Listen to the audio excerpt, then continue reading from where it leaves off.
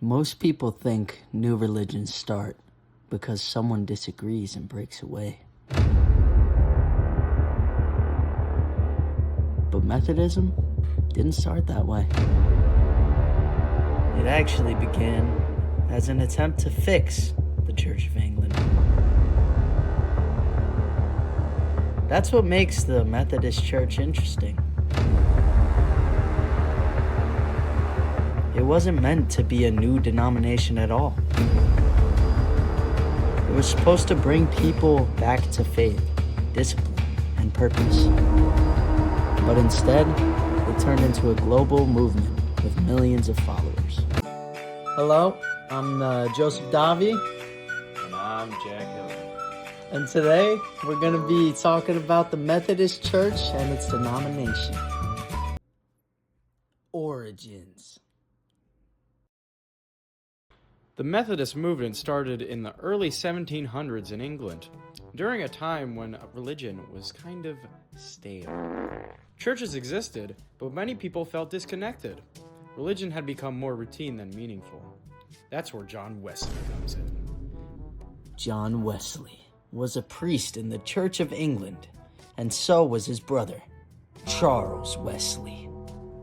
They were both very serious about their faith. In fact, while at Oxford University, they created a small group focused on daily prayer, Bible study, helping prisoners and the poor, and also living a very structured, disciplined life. People noticed how intense they were and mocked them by calling them Methodists because of their strict methods. But instead of rejecting the name, they owned it. One night, John Wesley had a turning point in his life called the Aldersgate Experience. He felt his faith wasn't strong until one night in 1738 when he said his heart was strangely warmed. After that, he became much more passionate and confident in his beliefs. The big shift. Wesley started preaching outside of churches, in fields, streets, and public spaces. This was unusual and controversial, but it allowed him to reach hardworking class people, people who didn't go to church, and communities that felt ignored.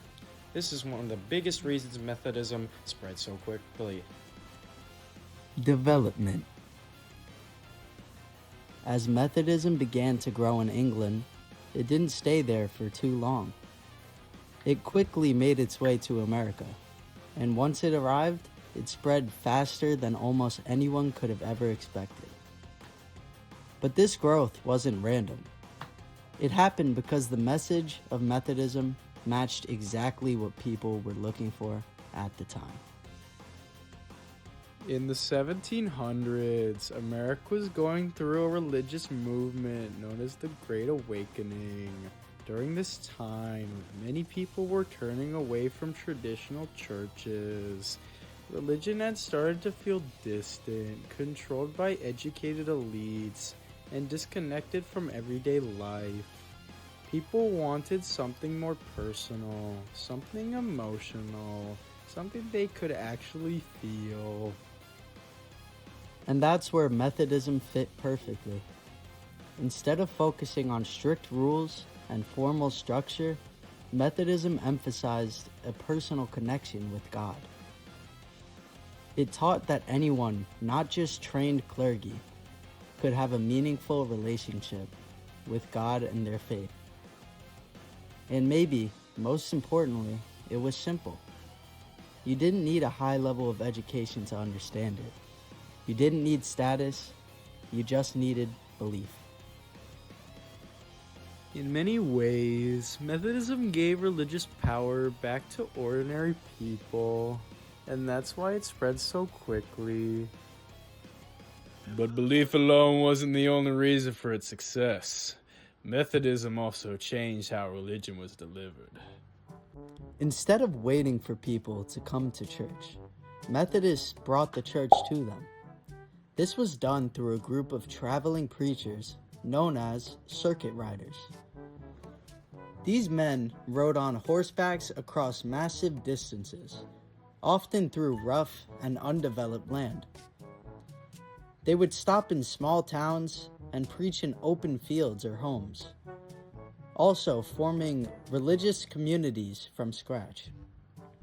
At the time, much of America was rural. There were no established churches in many areas, and people might go months or even years without hearing a sermon. Other denominations depended on permanent churches and formally trained ministers, but Methodists were different.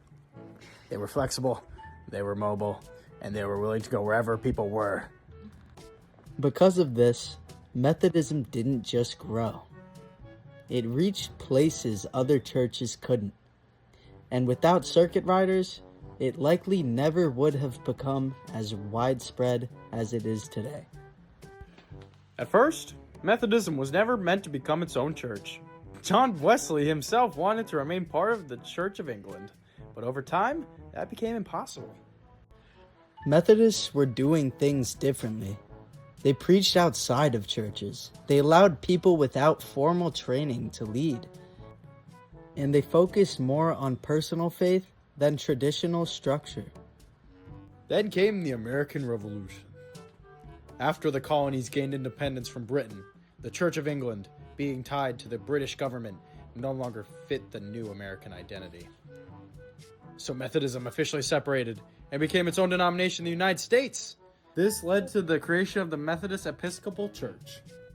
This wasn't just a religious change. It was also political.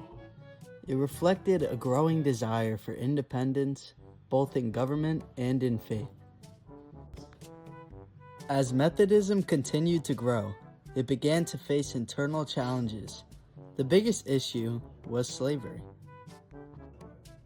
In the 1800s, the United States was deeply divided over slavery, and the Methodist Church was no exception. Some members believed slavery was morally wrong and went against Christian teachings. Others, especially in the South, supported it or depended on it economically. Because religion is tied so closely to values and morality, this wasn't just a disagreement. It was a fundamental conflict about what was right and wrong. As a result, the Methodist Church split into separate groups, northern branches and southern branches, each following their own beliefs. But over time, things began to change. As slavery was abolished and society evolved, many of these groups realized they shared more similarities than differences. Eventually, several Methodist branches reunited, forming what is now known as the United Methodist Church. The development of Methodism shows that its growth wasn't just about religion. It was about adaptability. It succeeded because it responded to the needs of the people, the challenges of the time, and the realities of a changing world. Beliefs and practices. To understand the Methodist Church, you have to take a look at both what they believe and how they live those beliefs. In Methodism, belief and action go hand in hand. One key belief is that salvation is open to everyone. Anyone can be saved through faith, no matter their background. This made religion feel more personal and accessible, which helped Methodism grow. Methodists also believe in grace, which they break into 3 stages.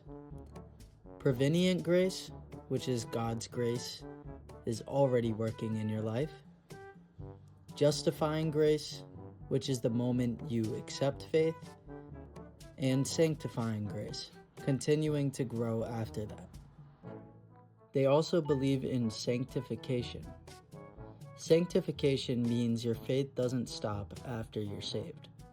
You keep improving or becoming more disciplined and more Christ-like over time.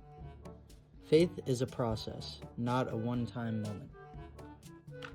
Methodists also believe that if your faith is real, it should show in how you live your life. This includes helping others, being honest, and just treating people with the same respect you would want to be treated with. Methodists also believe in free will. People choose their faith. That means your decisions and actions are your own responsibility. Practices. These beliefs show up clearly in Methodist practices.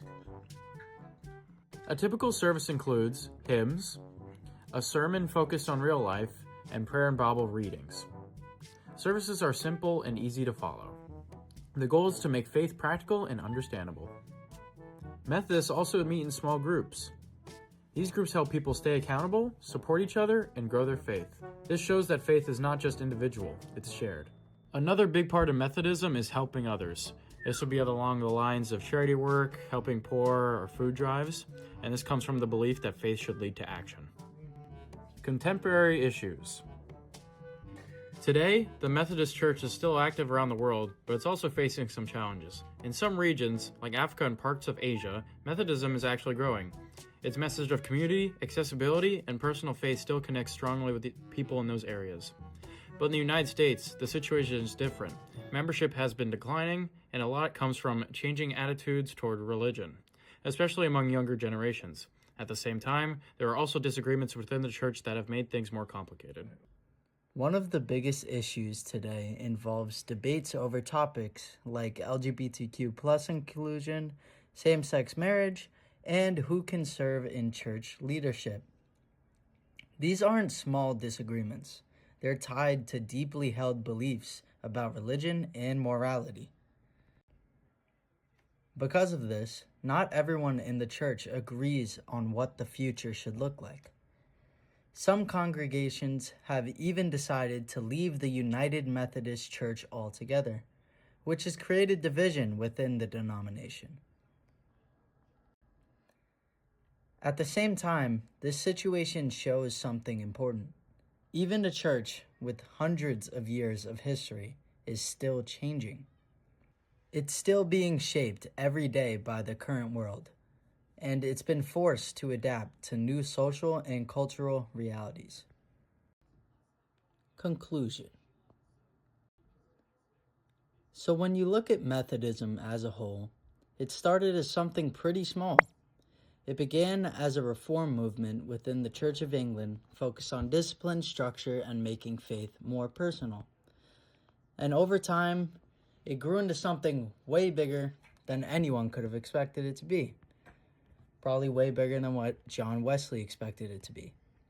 It spread across countries, reached millions of people, and became one of the largest Protestant denominations in the world. A big part of that growth came from how adaptable it was. It connected with everyday people, focused on real-life application, and made religion feel more accessible. Today, the Methodist Church is still evolving.